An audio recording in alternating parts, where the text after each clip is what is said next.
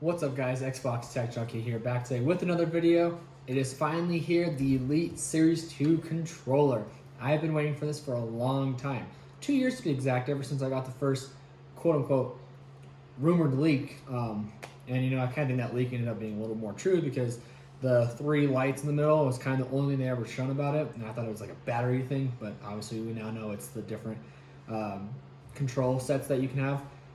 But you know, anyway, today we're gonna be jumping in the video. This is obviously not the controller. This is the Series 1, and we're gonna be doing a little of comparing and contrasting. So let's just dive right in. All right, so let's start off with the box. Before we even jump into this, some information that you, the viewer, might want to know if you're planning on getting one or thinking about getting one. This controller works purely for Xbox One, PC, mobile devices. As far as I know, it works for anything that's running on iOS 13 and above. I don't know for sure about Android phones. Not really, really into the Android universe, so I don't really know all what you need in order to use this or if it's compatible yet. So I would look more into that. But if you have an iPhone, as long as you're running iOS 13 and anything over, this will work for it. And lastly, it will work for the next Xbox. So if you're kind of on the fence about buying this because you're like, the new console's coming, I don't want to buy a controller and only use it for a year, this controller works for that next Xbox. So if you're getting one but don't know about it yet, those are kind of the reasons why you should get it. Another thing is it does have Bluetooth, so like I said, it works with your mobile devices and your PC.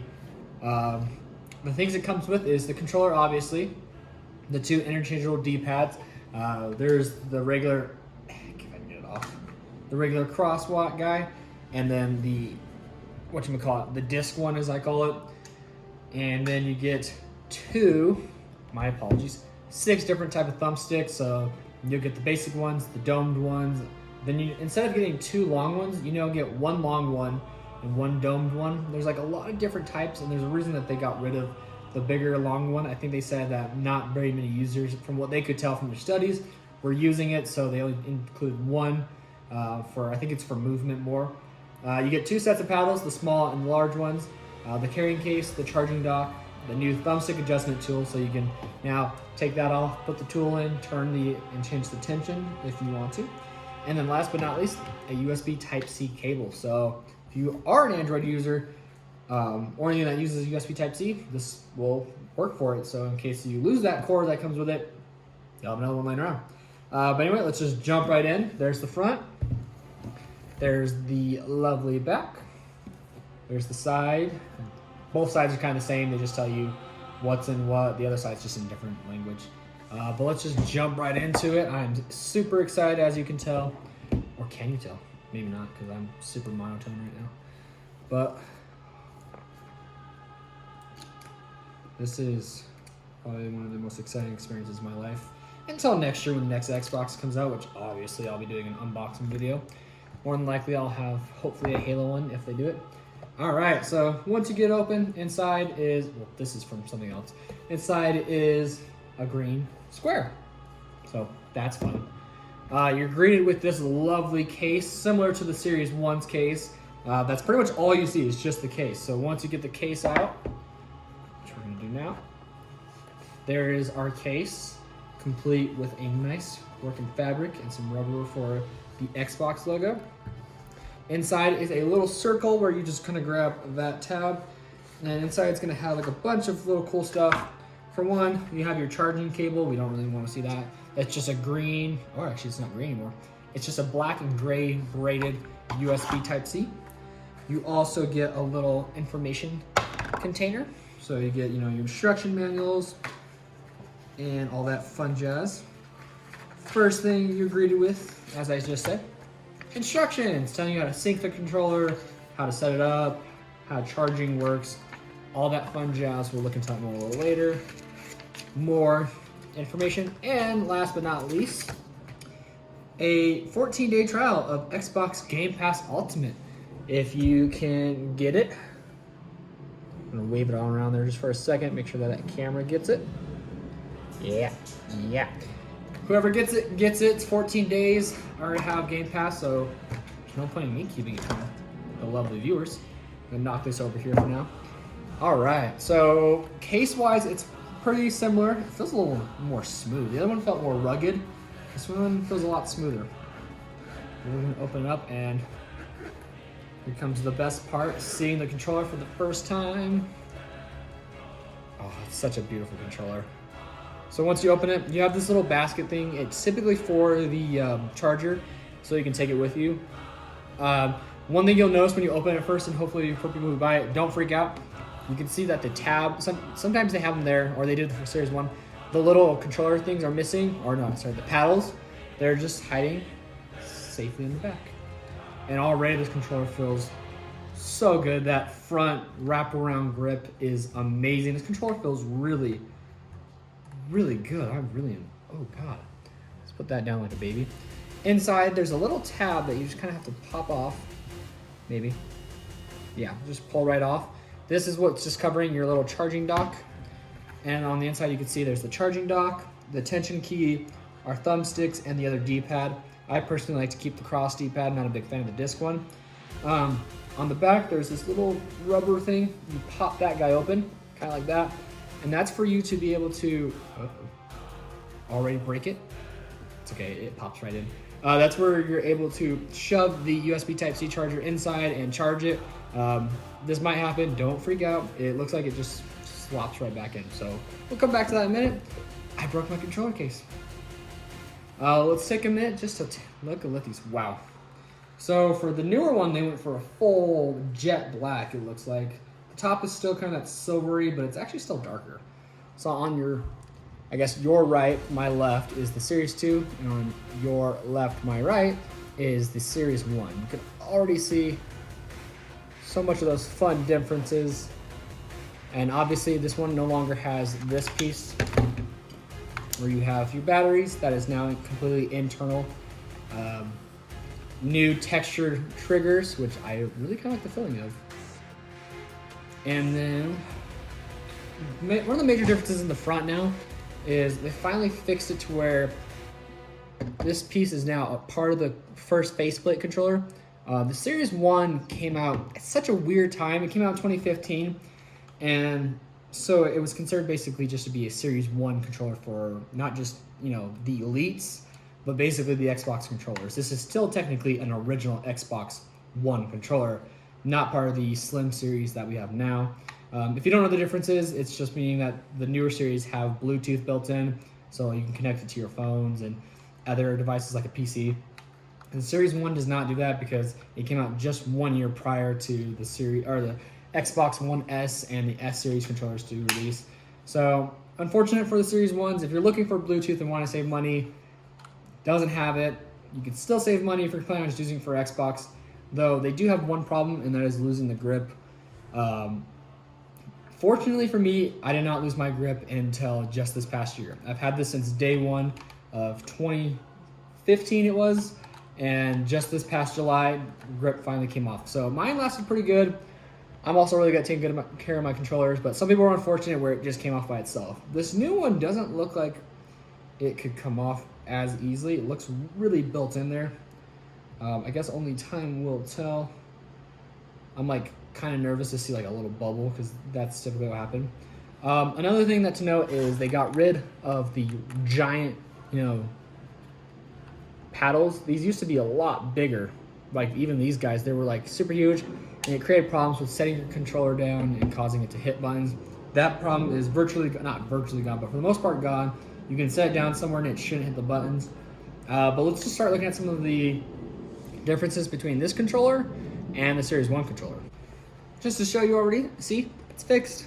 Nothing to worry about. It just came off. So be careful when you're pulling your little charging port open because it can rip the thing out, but luckily enough, it's a simple boop, back in.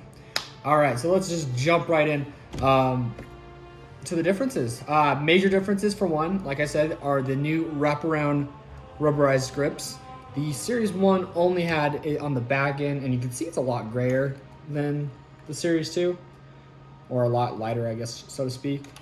Another big differences are the new hairlock triggers. So as you can see, there's now 3 little guys compared to just the 2 on the Series 1 controller. Basically what they did was they added another layer of depth for your trigger. So the first one is going to be just a standard pull down, and that's just your standard guy. The next guy It's going to be kind of like your Series 1 where it's a half tap. And the last but not least is going to be just a simple button basically. So yeah, it basically, your trigger becomes a button. Now this helps with games that have like, single shot weapons, like the new Call of Duty. If you're really trying to shoot fast, this is kind of setting you want to be on. But if you want to keep it nice and even, you can stay with the half tap. It works really well unless you're playing games that have charged weapons, meaning you have to hold down. Sometimes it works, sometimes it doesn't. So those are the new Halo triggers. Another big difference is going to be the textured grips on the triggers. They're just kind of there to help with keeping your fingers from sliding off. They're not as, you don't feel it as much as I thought you would. I thought you'd feel like a nice little gritty feeling on top, but it's kind of just like a smooth surface with a little bit of bumps. So I can kind of see maybe after a while it keeps your fingers from slipping. The next piece, and this is kind of one of the bigger major changes, is going to be, why did I move all that? Is this new tension key. And wow, that looks way different than I thought. I was expecting it to be. So you take this off and you just shove it in there. It kind of clicks in like a screwdriver, just to show you, like that. And when whatever tension you want, you just turn it to that tension. I don't really want to play with it yet, just because I don't know for sure how I want or like my tension. But that's the tension key. I honestly thought it would be more of a point because of the way it looks on here, but it's just a regular little tip. Next thing you have are going to be newer grips. So these grips, thumbstick grips, they're not going to be, they don't have that dome dipped in piece. They're just kind of a smooth top, kind of like the original Xbox 360 controller. So if you like the 360's thumb grips, they kind of return those. And on top of that, they add in a newer domed piece. The original dome on the Series 1 was just a regular dome. This new dome piece now has actually little grips on it so that your thumb doesn't slip off as much, and they really do, you feel it. So if you want to use domes but don't like the smoothness, this one kind of gets rid of that, adds a little more texture. And then the last piece is your bigger one. Again, like I said, they got rid of there used to be two of these and now just one. Like I said, I don't think a lot of people were using it as much, so they said, hey, let's just put one in. So that's kind of how this would be. Next piece is battery. So the battery, we switched over from just typical AA batteries per Xbox, standard, over to a complete and internal battery pack. And so you're probably wondering, one, how do I charge that? There's two ways. One, you can use the USB Type-C charger that comes with it, or this little brick, which actually has some weight to it. You can set it anywhere you want. You can set it right here, plug in the USB Type-C charger, and just pop it in there. Actually, I think it's the other way. I'll have to learn which way it goes. You just pop it on there, and it starts charging. Oh, I guess it's going to go like that. Yeah, that feels right. I think so. Those are kind of the two methods of charging. The nice thing about adding this internal charging grip or piece is basically you can, close the controller, plug it in through the back, and leave your controller charging and free from dust falling on top of it. It does not charge while on the go, unfortunately. So that means basically you're not putting it in here and then taking it to your buddy's house and holding it and it's charging. You have to have it plugged into a power source in the wall. So, it adds one thing but kind of takes away some of the other stuff.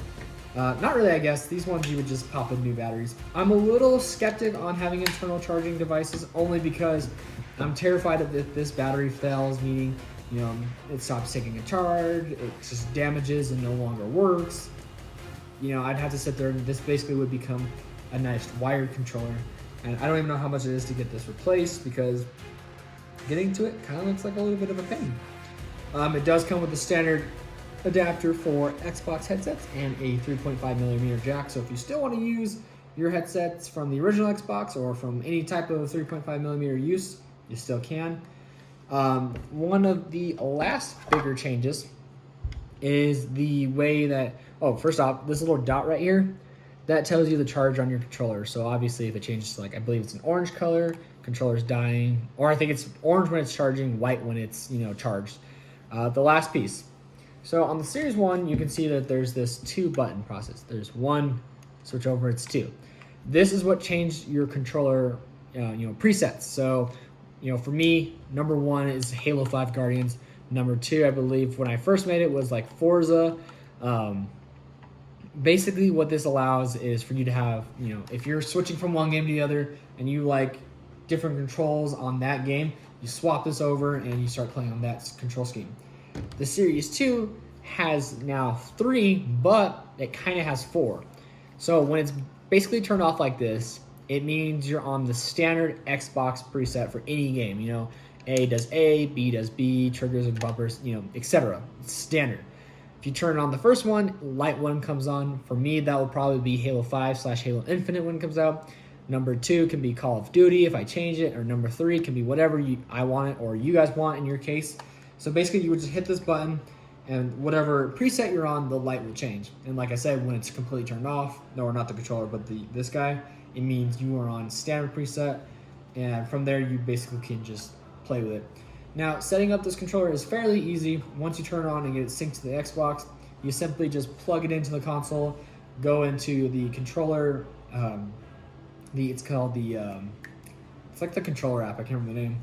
And you go there and you set up what you want each button to do. So if you want this little guy to be A, this little guy to be B, X, etc., do whatever you want. You can play with, there's over 40 types of customizations with this controller alone.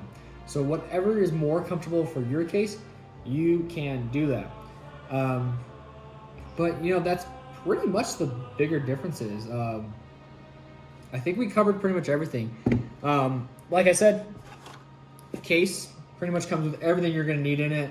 The charger is inside the box, inside this little guy. You can take it out, wrap it up, throw it in there if you're going to a friend's house. But besides that, everything's in there. You have all your thumbsticks, you have your little tension key, the charging dock, which is just magnetic and comes right off. And from there on, once you're ready, toss the controller in, let it charge, or take it to a friend's house, and you're pretty much ready to game.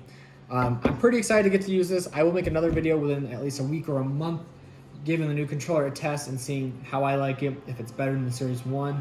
And then hopefully within a year, this controller, hopefully the next 4 years, the controller lasts just as long as the Series 1 did for me.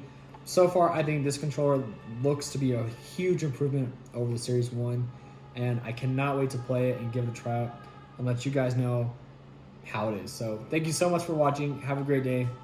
See you guys later. Quick side note before I go. I did figure out how the battery works. So obviously when there's no light right there, there is no power to the controller. When your battery is low, it looks like it will illuminate with a reddish orange glow. When it's charging, it looks like it's gonna do some sort of pulsing. I don't know if it's gonna be white or green. I believe it's gonna be white. And when the battery is fully charged, like I said, it will be a constant white. So that's kind of how the battery works, if you're wondering. I was really excited because the first time they showed the controller, I did not see that little dot, and so I was like, how do you know if the controller's dying? How do you know if it's, charged? Well, they made a pretty cool way and a pretty simple way for people like me to realize how that works. As far as that goes, syncing is the exact same how you do with any other controller. Turn on the console, hit the sync button on the controller, hit the sync button on the console, and once it's stays illuminated, you're all good to go. PC, you have to go to settings, add. If you're a PC person, go into your settings, go to your Bluetooth or attachments, sync controller, and you're good to go from there. And paddles and everything work similar to the Series 1. So if you ever played with the Series 1, you kind of already know how this works. If not, everything is magnetic. So pull off. You don't like the D-pad, pull off. Same thing with these guys. You just kind of pull off. Maybe. Wow, these ones are really on there. Pull off. Yeah. They just have better magnets than these ones than the Series 1. The Series 1s just flap right off, and that might be the reason why. But yeah, just everything's kind of a pull off. The bumpers and triggers do not move, so don't try to rip those off or else you might break your controller. But everything else is pretty good to go from there. But again, thanks for guys watching. Hope you enjoy this controller. Hope you enjoyed the video. Let me know if you have any questions down in the comment section below, and I can hopefully answer most of it.